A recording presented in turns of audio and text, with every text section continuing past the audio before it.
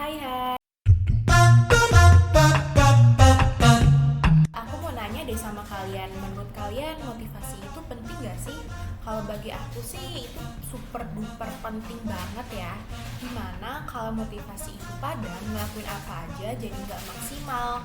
Nih, aku cerita dikit ya, kalau dikit gak apa-apa lah ya. Dulu pas SMA awal-awal masuk nih, aku banyak banget jebloknya. Sampai-sampai guru aku tuh udah pasrah banget, terus ditakut-takutin gak naik kelas mulu. Tapi semua itu berubah pas aku naik ke kelas 2. Bahkan nih, percaya gak percaya, anak yang tadinya selalu ranking 1 dari belakang masuk ke 3 besar beneran dong. Gila gak tuh? Mungkin kalian bertanya-tanya, kok bisa kayak gini? Kenapa bisa drastis gitu perubahannya? Sejujurnya alasannya cukup konyol sih. Malu deh. Alasannya gara-gara ada anak baru, ganteng, terus dia pinter. Kan malu dong kalau misalnya aku nggak selevel tengah sama dia, PDKT juga jadi nggak pede.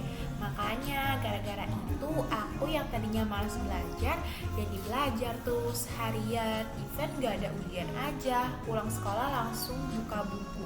Sedrastis itu guys. That's why aku percaya banget sama kekuatan motivasi. Cuman ya emang nggak bisa dipungkiri juga kalau motivasi juga bisa hilang. Loh, kok bisa? Nah, ini nih yang bakal kita bahas sama-sama. Apa sih penyebab motivasi hilang? Yuk. Yang pertama, kamu sudah terlalu lelah. Aku tahu kok buat dapetin hasil yang maksimal, usaha kita juga mesti maksimal juga. Tapi guys, ini bukan berarti kalian jadi mengabaikan kesehatan kalian sendiri. Semua orang pasti butuh yang namanya makan dan tidur, serta istirahat buat bantu otak bisa berpikir lebih baik lagi. Ini juga bisa bantu buat jaga tubuh kalian biar tetap prima. Karena jika kamu mengerjakan sesuatu sampai terlampau lelah, tubuhmu bakal berat, capek, malas, dan ujung-ujungnya kehilangan motivasi deh. Jadi guys, buat ngejaga kamu biar tetap produktif, coba deh atur waktu kamu dengan bijak. Kamu harus belajar menyeimbangkan waktu untuk pekerjaan dan kebahagiaan sendiri. Caranya gimana tuh? Simple loh guys, kamu bisa mulai dengan membuat to-do list mulai hari ini. Pastikan ada waktu istirahat yang cukup dalam to-do list tersebut. Nah, yang selanjutnya nih ada udah males banyak alasan lagi. Di sini siapa yang punya pikiran kalau selama bisa dikerjakan nanti, kenapa harus dikerjain sekarang? Nah, kata nanti-nanti ini di kemudian hari bisa berubah menjadi tidak. Udah banyak contohnya loh. Orang yang suka nunda-nunda kerjaan, ujungnya malah gak dilakuin sama sekali. Hayo, siapa yang suka begini ngaku.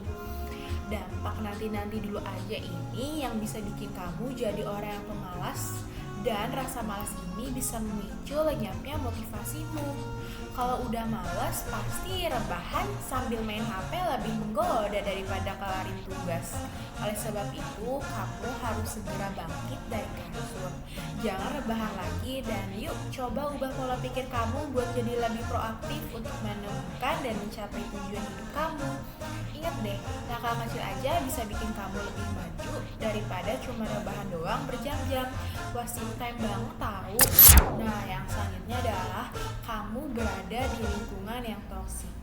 Pasti di antara kalian ada orang tua yang gak kasih support terhadap hasil karya atau usaha yang kamu buat. Padahal hasil karya atau usaha tersebut kamu buat untuk membanggakan orang tuamu. Terus juga teman atau pasangan yang cuman mau manfaatin kamu demi kepentingan pribadinya doang. Mereka gak mikirin juga betapa sulitnya kamu melakukan hal tersebut. Atau juga pernah nemuin teman kantor yang sering nyuruh-nyuruh kamu buat ngerjain tugasnya. Siapa nih yang lingkungannya penuh dengan orang-orang kayak gitu? Nah, tahu gak sih contoh-contoh yang aku sebutin tadi menandakan kalau kamu lagi ada di lingkungan yang toksik. Hal-hal toksik tersebut tuh cepat atau lambat bakalan jadi buang waktu buat dirimu sendiri. Kamu bakal ngerasa frustasi, rendah diri, gak nyaman, dan ujungnya kamu akan kehilangan motivasi untuk menunjukkan usaha lebih. Toh nggak dihargai pula malah dimanfaatkan. Kalau kamu terjebak dalam lingkungan seperti itu, jangan malah motivasi kamu yang kamu korbankan. Segera cari lingkungan baru yang bikin kamu nyaman, bisa jadi diri sendiri dan bebasin kamu ngembangin kreativitas tanpa batas. Terus nih, overthinking. Suka overthinking sama pendapat orang lain. Perlu kamu catat nih, gak semua pendapat orang lain itu benar. Jadi kamu harus memilah mana informasi yang membangun dan yang mana menjatuhkan kamu. Ambil dan terapkan perkataan orang lain yang bisa mendorong motivasimu. Lalu buang perkataan yang membuatmu overthinking ke arah negatif yang bikin kamu jadi ngerasa rendah diri, ketakutan, dan kawan-kawannya lah pokoknya. Dan yang gak kalah penting nih, stop bandingin diri kamu sama orang lain. Saat kamu ngebandingin diri kamu akan ngerasa gagal. Hal tersebut akan bikin kamu nyerah dan kehilangan motivasi. Harusnya kamu tahu semua orang punya garis start dan finishnya masing-masing. Ingat ya, kamu gak perlu overthinking sama hal-hal yang belum pernah kamu lalui. Terakhir nih, pesimis. Pasti kalau dengar pepatah ini kamu bosan tentang manusia yang gak pernah luput dari kesalahan.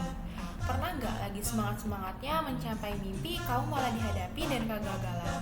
Ada dua tipe manusia nih kalau dihadapi dan kegagalan. Yang pertama justru menjadikannya sebagai motivasi untuk terus berlari menuju mimpi. Yang kedua malah trauma dan ujungnya jadi pesimis pas mau ngelakuin apa aja. Kamu merasa benar-benar takut dan jadi berkecil hati buat ngelakuin berbagai hal. Sebuah motivasi dibangun dari rasa optimis yang tinggi. Sebaliknya juga motivasi tersebut akan hilang saat kamu mulai ngerasa pesimis terhadap tujuan hidup kamu sendiri. Jadi buang jauh-jauh deh rasa pesimis yang ada di diri kamu tersebut. Kamu harus bisa munculi rasa optimis supaya motivasi kamu jadi terus meningkat dan membuatmu selalu tergerak buat meraih tujuan hidup. Kegagalan yang pertama kamu alamin belum tentu juga kok kamu mengalaminya yang kedua kalinya di kemudian hari. Nah, terus gimana sih cara kembali motivasi yang hilang? Coba deh istirahat sejenak atau me time. Kamu coba introspeksi diri kamu dan catat hal-hal apa saja yang harus kamu lakukan buat ngeraih mimpi. Sebenarnya tanpa motivasi kamu harus bisa bergerak juga, tapi nggak maksimal. Motivasi itu ibaratnya adalah bahan bakar buat kamu sampai tujuan. Jangan takut gagal dalam meraih mimpi di masa depan. Kamu harus tetap semangat ya. Jangan sampai karena hari ini kamu tidak melakukan hal apa-apa, kamu malah menyesal di kemudian hari. So, kamu harus semangat terus sampai akhir. Buat makin semangat lagi, kamu bisa tonton video-video menarik lainnya di channel YouTube Ruang Bercerita ini. Temuin berbagai info bermanfaat lainnya. Jangan lupa nyalain lonceng dan kasih thumbs up-nya buat aku. Terima kasih.